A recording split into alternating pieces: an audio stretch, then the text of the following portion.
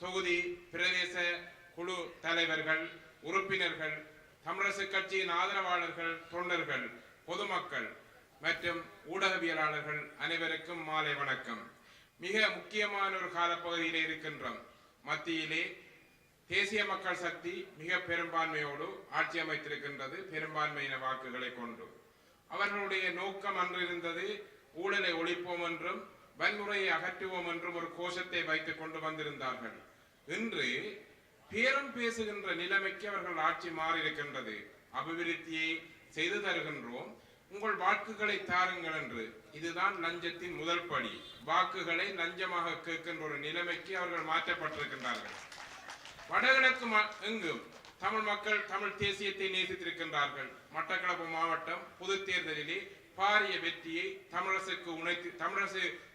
தேசியத்தை உணர்த்தி தமிழரசு கட்சி ஆதரவளித்திருக்கின்றது. மிக முக்கியமாக தமிழ் மக்கள் தீர்க்க தரிசனமாக முடிவெடுத்த தருணமாக மட்டக்களப்பின் வாக்குகள், மட்டக்களப்பின் உரிமைகள் என்று பிரதிபலித்திருக்கின்றன. அவ்வாறான ஒரு நிலையை நாம் மீண்டும் கொண்டு வர வேண்டிய தேவை இருக்கின்றது. ஏனென்றால் பழமையாக சொல்வது போன்று தலையை தடவி தலையில் குட்டுவது போன்ற ஒரு செயற்பாடு தான் இன்று தேசிய மக்கள் சக்தி முழு நாட்டுக்கும் செய்து கொண்டிருக்கின்றது.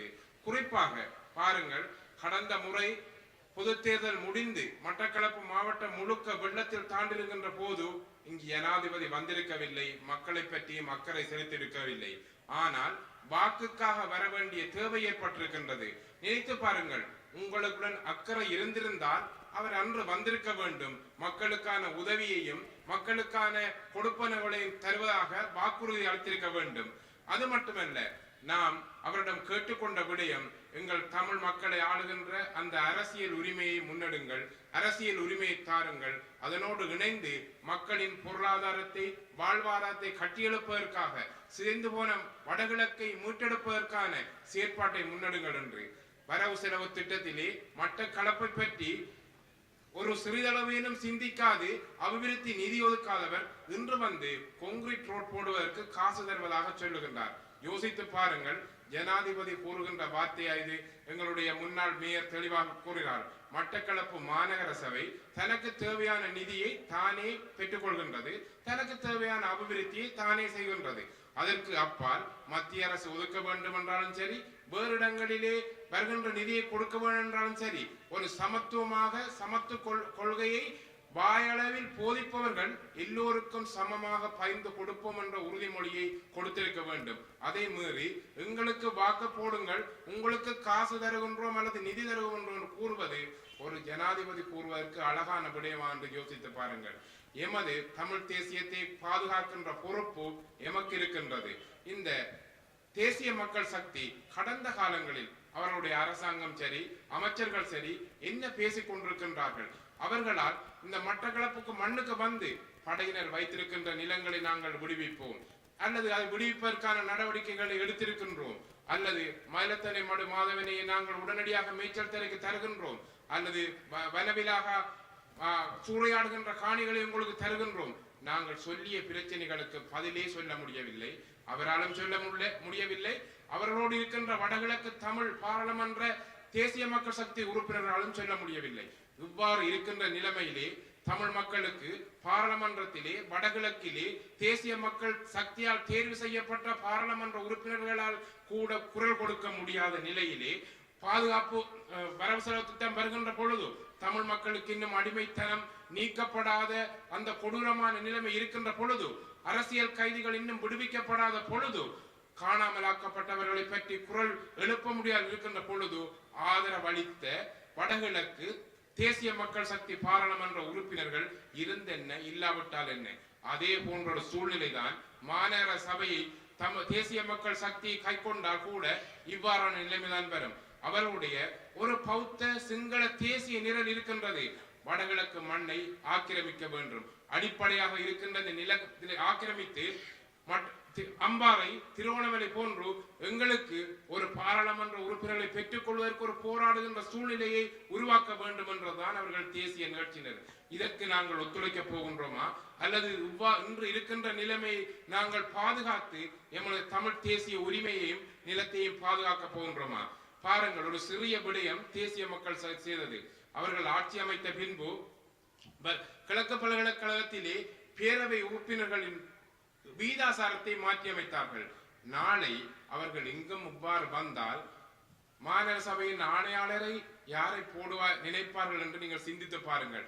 அவர்கள் படிப்படியாக தங்களுடைய பௌத்த தேசிய சிங்கள நிகழ்ச்சி நிரலை தங்களுடைய ஆட்சியின் ஊடாக அமல்படுத்திக் கொண்டிருக்கிறார்கள். வார்த்தைகள் சில நேரம் இனிமையாக இருக்கும், செயற்பாடுகள் மனதிற்கு வேதனையாக இருக்கும். ஆகவே நாம் மிக நிதானமாகவும் தீர்க்க தரிசனமாகவும் முடிவெடுக்க வேண்டிய தருணம். கடந்த பொது தேர்தலை விட தமிழ் மக்கள் மிகவும் சிந்தித்து மிகவும் ஆக்ரோஷமாக மிகவும் பெருவாரியாக தமிழ் தேசியத்துக்கு வாக்களிக்க வேண்டும், தமிழரசு கட்சிக்கு வாக்களிக்க வேண்டும். ஏனெனில் கடந்த காலங்களில் எமக்காக, எமது உரிமைக்காக, எமது கொள்கைக்காக, எமது மக்களுக்காக போராடிய கட்சி தமிழரசு கட்சி. காலத்துக்கு காலம் சிங்கள தேசிய அரசுகள் மாறுகின்றன. அவர்கள் வாக்குறுதிகளை கொடுக்கின்றார்கள். அவர்கள் கொடுக்கின்ற வாக்குறுதிகள் எல்லாம் அபிவிருத்தியை செய்கின்றோம் என்றுதான். 30 வருடங்கள் யுத்தம் நடந்தது.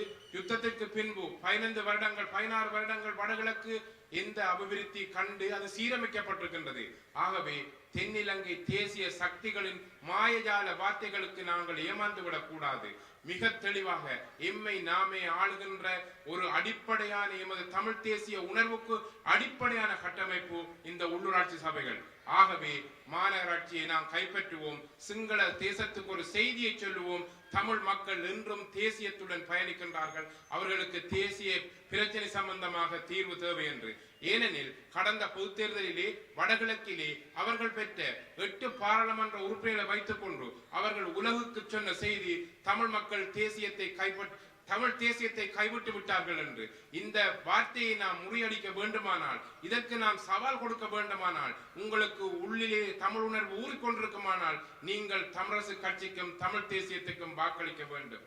ஆகவே தெளிவான சிந்தனையுடன் மே 6ஆம் தேதி வருகின்ற தேர்தலிலே மிக பெருவாரியாக நாம் வாக்களிப்பது மிக குறைவு. நாம் வாக்களிக்க வீட்டில் இருப்பவர்கள் எல்லாம் அழைத்துக்கு சென்று முழுமையாக வாக்களிக்க வேண்டும், பெருவாரியாக வாக்களிக்க வேண்டும். 6ஆம் தேதியான செய்தி வந்து தமிழரசு கட்சி வடகிழக்கு எங்கும் வென்றது, மட்டக்களப்பு மாவட்டத்திலே பெருவெற்றியை பெற்றது, மட்டக்களப்பு மாநகராட்சியை கைப்பற்றி கொண்டது என்ற செய்தி வந்து எமக்கு கிடைக்க வேண்டும். இன்று வந்திருக்கின்ற நீங்கள் எல்லாம் தமிழரசு கட்சியின் ஆதரவாளர்கள், தமிழை புரிந்து கொண்டவர்கள், தமிழுக்காக பணியாற்றியவர்கள். ஆனால் பல்வேறு வகையான சதி திட்டங்கள் எங்கும் அரங்கேறுகின்றன. கிழக்கை மீட்போம் என்ற ஒரு சதி திட்டம் தீட்டப்பட்டது. அது தென்னிலங்கையின் சதி. தமிழரசு கட்சியின் அல்லது தமிழ் தேசிய வாக்கை சிதைத்து, வாக்குகளை சிதைப்பதன் மூலம் தமிழ் தேசிய பரப்பினை உடைத்து விடுவதுதான் அவர்கள் நோக்கம். ஆனால் அது தானாகவே இன்று சிதைந்து போயிருக்கின்றது.